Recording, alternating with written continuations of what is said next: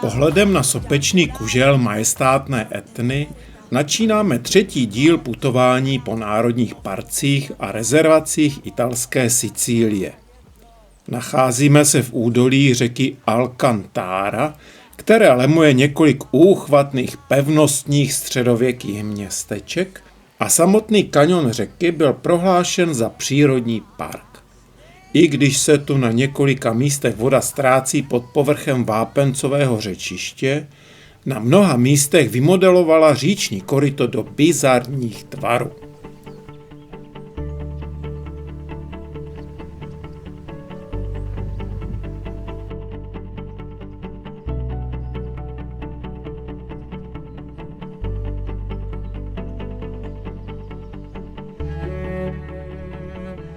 Speciálním úsekem říčního toku je unikátní místo Gole del Alcantara neboli Soutězka Alcantara. Řeka se zde prodrala skrz pradávné lávové proudy ze sopky Etny. Dá se sem dostat výtahem a tak se jdu taky prodírat. Voda je hodně studená, naštěstí neteče moc prudce. Ovšem bazaltové sloupy Varhan jsou fantastické a přebíjejí příkoří bosého pochodování kamenným korytem kaňonu. Název Alcantara pochází z období arabské nadvlády na Sicílii v 9. století našeho letopočtu. Podle arabského slova Alcantarah, znamenající most, a dokládající přítomnost přírodních lávových mostů a tunelů, které tu soptící Etna vytvořila již před 1000 let.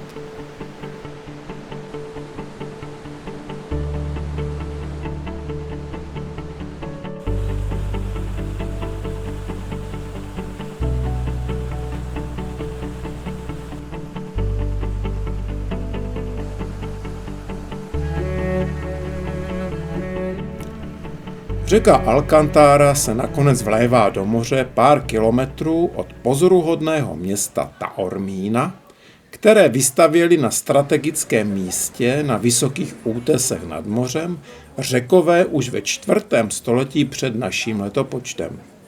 Dnes platí Taormína za nejluxusnější sicilské sídlo, je magnetem pro evropskou elitu, celebrity i umělce, a pro turisty se logicky stalo nejdražším místem na Sicílii.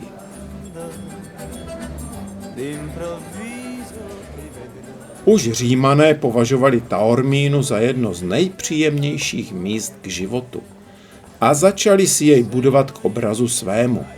Začaly zde vyrůstat domy měšťanů, vily prominentů, lázně a divadla. Korzování po hlavní ulici centra města má taky své kouzlo. Z malého náměstíčka v centru můžeme dohlédnout dolů k moři nebo naopak k nebesům, kde trůní městská pevnost.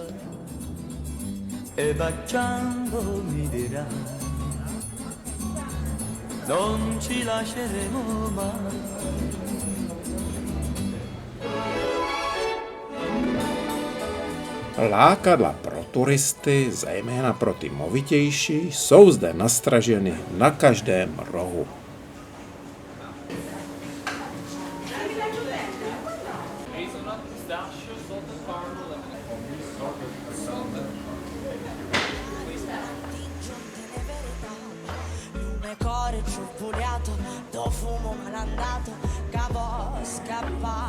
Na malém náměstí s kašnou stojí kamenný kostel svatého Augustína.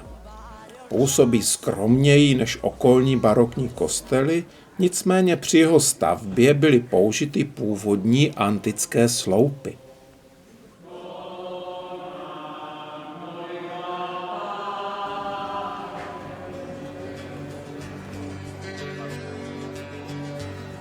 Za kamennou branou vně městských hradeb stojí nevelký kostelík svatého opata Antonína, egyptského poustevníka, který je v Itálii hojně uctíván jako patron nemocných a trpících. Podél městských hradeb se nachází několik honosných středověkých paláců a rezidencí. Některé si nesou rysy arabské architektury. Dnes fungují jako luxusní hotely, kam se našinec nepodívá.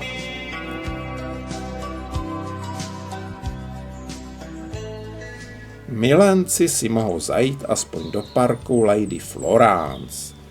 A my bychom se měli zajít podívat dolů k pobřeží, jak vypadají zdejší vyhlášené pláže.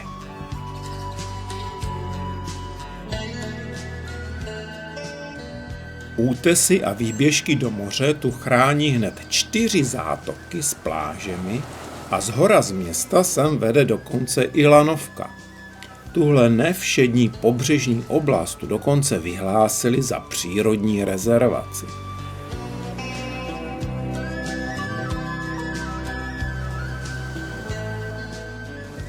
No ale do vody se nikomu moc nechce. Myslím, že popojedeme zase dál.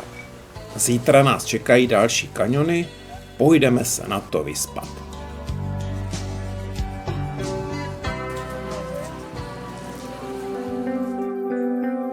Dnešní slunečné ráno nás vítá na okraji pohoří Monty Iblay, nacházejícího se jižně od hlavního města Katánie. Zdejší okolí je proslulé hlubokými vápencovými kaňony, které zde po tisíce let vytvářela řeka Anapo se svými dalšími přítoky. Celá oblast byla vyhlášena přírodní rezervací Pantalika a systém jeskyních sídlišť a nekropolí se dostal i pod ochranu světového kulturního dědictví UNESCO. Tak, vyrážíme na průzkum této unikátní oblasti a támhle už vidím první jeskyně, vydlabané příbytky a hrobky zemřelých.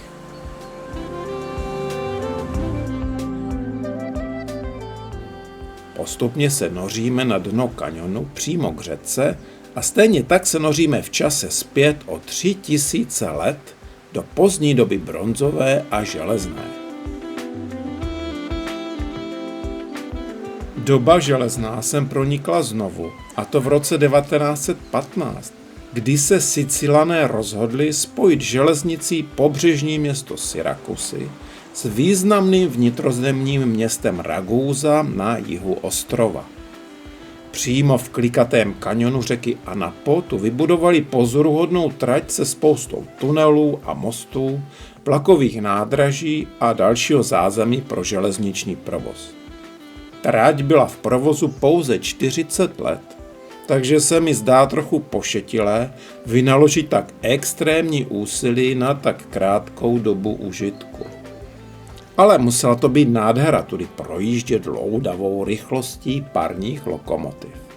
Dnes je původní trať součástí turistického okruhu napříč celou vápencovou oblastí Pantaliky a tak si tu parní projížďku můžeme vychutnat i my pěšky.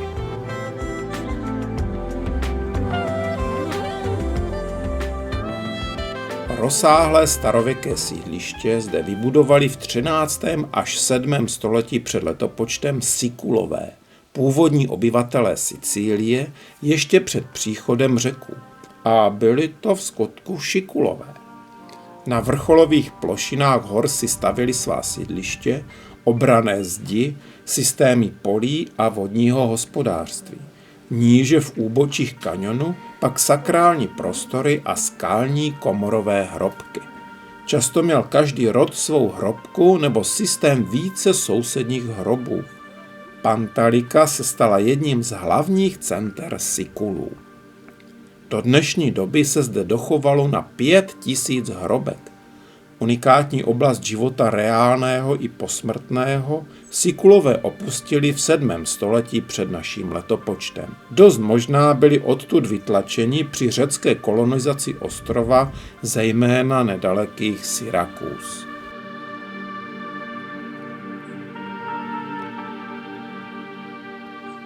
Poté, co jsme vylezli z kaňonu řeky Anapo, vracíme se po vrcholové planině pomalu zpět.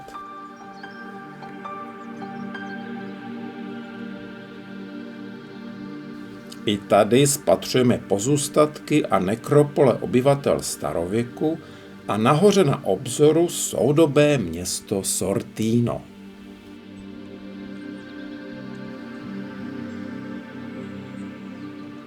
Jeskyní systém Pantaliky začali znovu využívat po pádu antických civilizací Byzantinci. Původní hrobky a jeskyně přebudovali na svá obydlí a byzantské kostely se sakrálními nástěnnými malbami. Spousty skalních dutin byly využívány jako poustevny.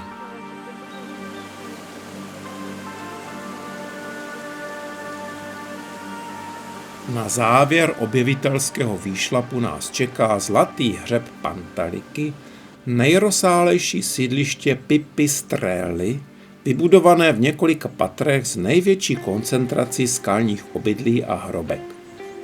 Nachází se na obou skalních stěnách kaňonu řeky Calcinara. Ta za chvíli vteče do centrální řeky Anapo a my se za chvíli vynoříme z kaňonu plní nevšedních zážitků. Tak tohle byla tedy paráda.